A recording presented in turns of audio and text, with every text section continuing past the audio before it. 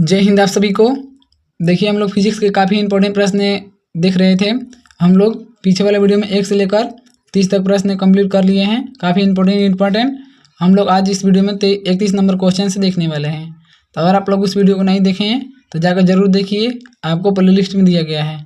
देखिए अगर आप लोग इस चैनल पर नए हैं तो चैनल को सब्सक्राइब और वीडियो को लाइक ज़रूर कर लीजिएगा, क्योंकि इस चैनल पर आपको प्रतिदिन रात को 8 बजे लाइव सेशन चलेगा, बिल्कुल जीएस का बिल्कुल फ्री में। ठीक है, आपको यूट्यूब पर ऐसी पहली बार सेशन चलाया जा रहा है।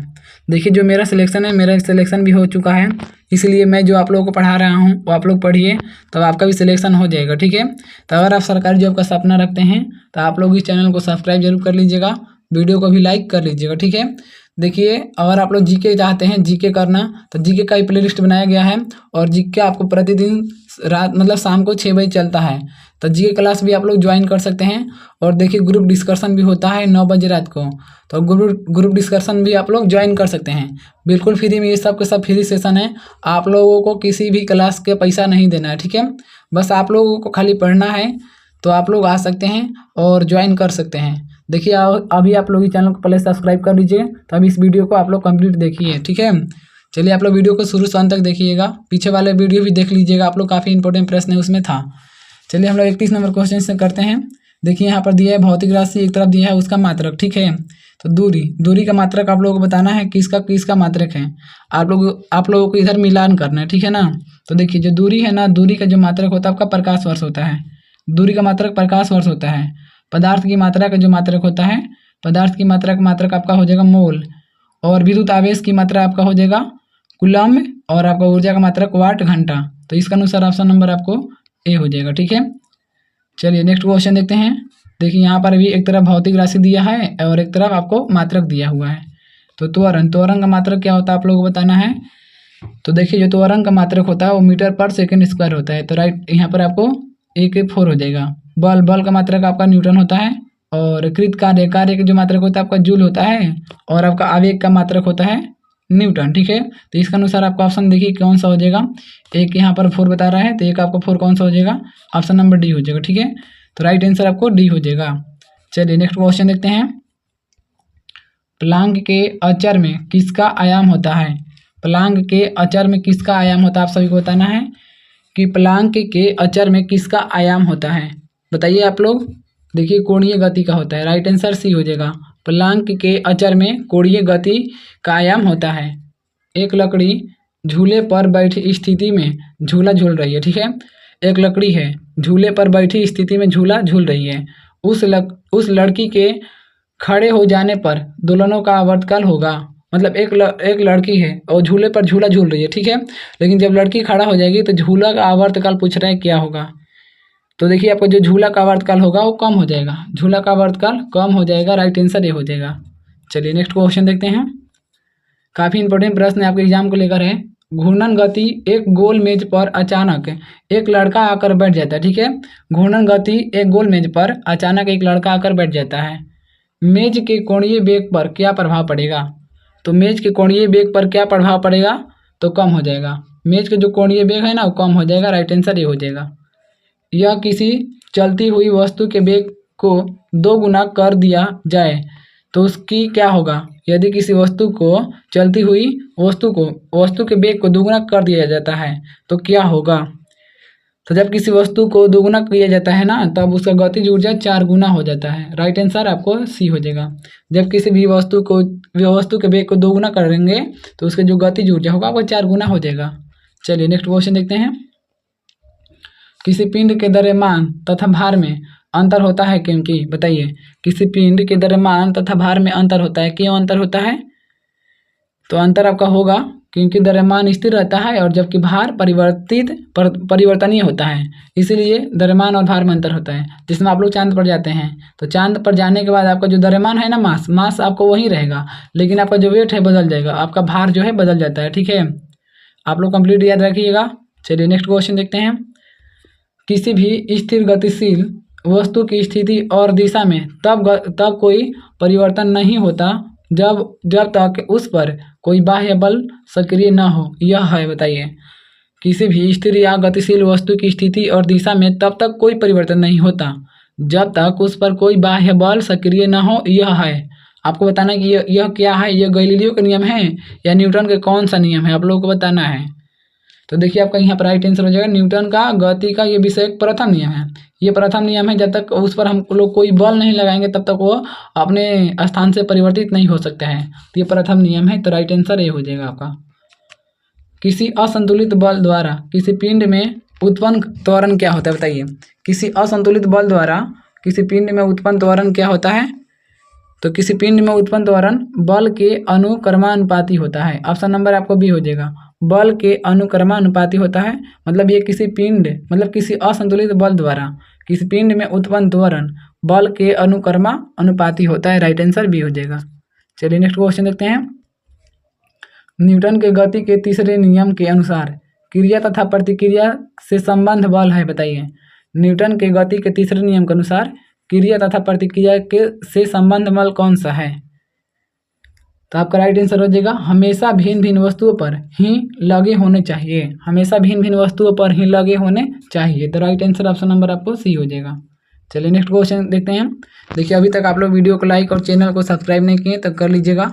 देखिए आपका एक लाइक हमें मोटिवेशन देता है कि आप लोग इस वीडियो को देखना चाहते हैं, आप लोग इस चैनल से पढ़ना चाहते हैं, ठीक है। तो इसलिए आप लोग लाइक जरूर कीजिए। देखिए यहाँ पर प्रश्न दिया है आपको, प्रत्येक क्रिया के बराबर और विपरीत दिशा में एक प्रतिक्रिया होती है, उसको क्या कहते हैं? प्रत्येक क्रिया के बराबर विपरीत दिशा में एक प्रतिक्रिया होती है तो उसको क्या कहा जाता है, बताना है आप सभी को। तो देखिए उसको न्यूटन का गति विषयक तृतीय नियम कहते हैं। उसको न्यूटन की गति का तृतीय नियम कहते हैं। तो राइट आंसर आपको सी हो जाएगा। जल में तैरना न्यूटन की गति के किस नियम के कारण संभव है, बताइए। जल में तैरना न्यूटन की गति के किस नियम के कारण संभव है? तो तृतीय नियम, राइट आंसर सी हो जाएगा। तृतीय नियम के कारण, न्यूटन के तृतीय नियम के कारण हम लोग जल में तैर सकते हैं। तो राइट आंसर आपको सही जवाब आपका सी हो जाएगा। चलिए आपके पास अगला क्वेश्चन है, सभी लोग बताइएगा। कोई पिंड तब तक विरामावस्था में ही बना रहेगा जब तक उस पर कोई बाह्य बल कार्य नहीं करता है, यह कथन किसका है? बताना है आप सभी को कि कोई भी पिंड है तब तक विरामावस्था में रहेगा जब तक उस पर कोई भी आपका बाह्य बल कार्य नहीं करता है, और यह कथन किसका है, बताइए। आप लोगों को बताना है कि यह किसने कहा था, ये कौन सा वैज्ञानिक ने कहे थे। तो ये आपका न्यूटन ने कहे थे, न्यूटन साहब ने कहे थे, ठीक है। तो राइट आंसर आपको ऑप्शन नंबर ए हो जाएगा। बल की परिभाषा आती है न्यूटन के कौन से नियम से, बताइए। बल की परिभाषा न्यूटन के किस गति के नियम से मिलती है? तो देखिए न्यूटन के पहला गति नियम से बल की परिभाषा मिलती है। ऑप्शन नंबर आपको ए हो जाएगा। न्यूटन के पहला गति नियम से बल की परिभाषा मिलती है और दूसरा गति नियम से आपको बल का व्यंजक। यहाँ पर परिभाषा पूछ रहा है तो ऑप्शन नंबर ए हो जाएगा। चलिए नेक्स्ट क्वेश्चन देखते हैं। किसी पिंड के उस गुणधर्म को क्या कहते हैं जिससे वह सीधी रेखा में विराम या एक समान गति की स्थिति में किसी भी परिवर्तन का विरोध करती है, बताइए। किसी पिंड के उस गुणधर्म को क्या कहते हैं जिससे वह सीधी रेखा में विराम या एक समान गति की स्थिति में किसी भी परिवर्तन का विरोध करती है, उसको क्या कहा जाता है, बताइए। तो देखिए उसको कहा जाता है जड़त्व। Right answer option number B हो जाएगा। उसको जड़त्व कहा जाता है। मतलब सीधी रेखा में विराम या एक समान गति की स्थिति में किसी भी परिवर्तन का विरोध करती है, उसको हम लोग जड़त्व का नियम कहते हैं। किसी नियम को जड़त्व का नियम भी कहा जाता है, बताइए। किसी नियम को जड़त्व का नियम कहा जाता है, बताइए वो कौन सा नियम है। तो उस नियम को कहते हैं हम लोग न्यूटन के गति के प्रथम नियम। तो न्यूटन के गति के प्रथम नियम को ही हम लोग जड़त्व का नियम कहते हैं और जड़त्व का नियम को ही हम लोग न्यूटन के गति का प्रथम नियम कहते हैं। तो राइट आंसर ऑप्शन नंबर आपको ए हो जाएगा। चलिए नेक्स्ट क्वेश्चन है, बताइएगा। गाड़ी खींचता हुआ घोड़ा किस बल के कारण आगे बढ़ता है? गाड़ी खींचता हुआ जो घोड़ा है वो किस कारण आगे बढ़ता है? तो देखिए पृथ्वी द्वारा घोड़े के पैरों पर आरोपित बल से, पृथ्वी द्वारा घोड़े के पैरों पर आरोपित बल के कारण वो घोड़ा आगे बढ़ पाता है। तो राइट आंसर डी हो जाएगा, ठीक है। चलिए नेक्स्ट क्वेश्चन देखते हैं। चलती हुई बस जब अचानक ब्रेक लगाती है तो उसमें जो बैठे हुए यात्री होते हैं वो आगे की दिशा में गिरते हैं। इसको किसके द्वारा समझाया जा सकता है, बताइए। जब एक बस है, मान लीजिए बस है और बस ये चल रही है, लेकिन एक पे ये ब्रेक मारेगी तो जिसमें यात्री हैं वो आगे की ओर गिरेंगे। और कभी कभी ऐसा होता है ना कि जो आगे यहाँ पर जो आपका मतलब जो आगे सबसे बैठे होते हैं यात्री, यहाँ पर ये शीशा के पास में वो शीशा फोड़ कर आगे फेंका जाते हैं। आप लोग किसी भी फिल्म में देखे होंगे। तो ये कौन सा नियम के कारण होता है, आप लोगों को बताना है कि ये कौन सा नियम के कारण होता है। तो देखिए न्यूटन का पहला गति नियम है, ठीक है, तो न्यूटन का पहला गति नियम है, राइट आंसर बी हो जाएगा। रॉकेट किस सिद्धांत पर कार्य करता है, बताइए रॉकेट किस सिद्धांत पर कार्य करता है। रॉकेट जो है किस सिद्धांत पर काम करता है रॉकेट, तो आपका जो है राइट आंसर हो जाएगा ऑप्शन नंबर ए। यहाँ पर आपको ये हो जाएगा न्यूटन का तृतीय नियम। न्यूटन के तृतीय नियम पर आपका जो रॉकेट है काम करता है, तो right answer option number A हो जाएगा। चलिए नेक्स्ट क्वेश्चन देखते हैं। अश्व यदि एकाएक चलना प्रारंभ कर दे तो अश्वारोही के गिरने की आशंका का कारण क्या होता है, बताइए। अश्व यदि एकाएक चलना प्रारंभ कर देता है तो उस पर जो बैठे हुए मतलब अश्वारोही होता है उसके गिरने की आशंका होता है, क्यों होता है बताइए, किसके कारण होता है। तो विश्राम जड़त्व के कारण, ऑप्शन नंबर सी हो जाएगा। विश्राम जड़त्व के कारण वो जो उस पर बैठे हुए जो व्यक्ति होता है वो गिरने लगता है विश्राम जड़त्व के कारण। चलिए नेक्स्ट क्वेश्चन है, बताइएगा। क्रिकेट का खिलाड़ी तेजी से आती हुई बॉल को क्यों अपने हाथ को पीछे खींचकर पकड़ता है, बताइए।